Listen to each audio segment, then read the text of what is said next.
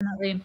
I think one of the things that I'm really intrigued about as far as sitting down and having a conversation with you is this like dynamic of religion, Christianity, Bible, God, and money, and Hmm. how that kind of links together. I was raised as a Jehovah's Witness, and there is a deep rooted concept of, for real, that money is evil, or that you have to sell your soul to the devil in order to get any sort of success or have any sort of backing. It's a very humble, paycheck to paycheck, don't work too hard. So where do you fall in that? How do you have conversations around that? Well, the actual passage says it's the love of money that's the Mm, root of all evil. Money is not evil, it's not good. It's a resource that we have and that we need in order to live life. So, if you take a vow of poverty to say, oh, I'm not going to have, I'm just going to give everything away, how are you living?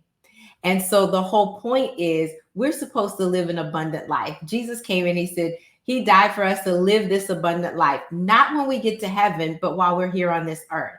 And because of that, our responsibility is to look like it. And I said this to a lot of my friends that are believers. I say, if we are broke, busted, and disgusted, why would the world want what we have? We have nothing to yes. show them that's different. So it's not like you have to have an amassed amount of money. Yes, you're going to give, but you also are supposed to be a good steward over what you have. So we talk about stewardship. In addition to that, the Bible also says a good man or woman leaves an inheritance for their children's children. Well, if I'm leaving something for my children and my grandchildren, that means I had to have something extra left over. Yep. So the abundance then is I'm passing it on. I don't want, I mean, I would tell people, I said, I wasn't born with a silver spoon in my mouth. And then some people will say, well, I never even had the spoon. Well, you're right. Okay, we didn't pass it on. And a lot of times those financial tools are not given to our children. So then you bring in a woman who has been dependent upon her spouse.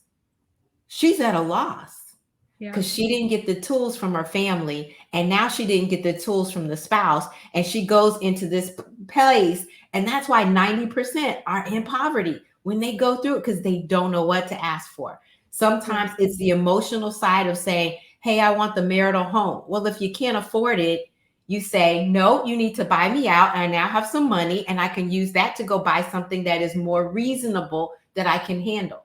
So it's Yeah. all those financial decisions that we need to make as individuals first, but then we Yeah. have to be able to make it going through circumstances as well.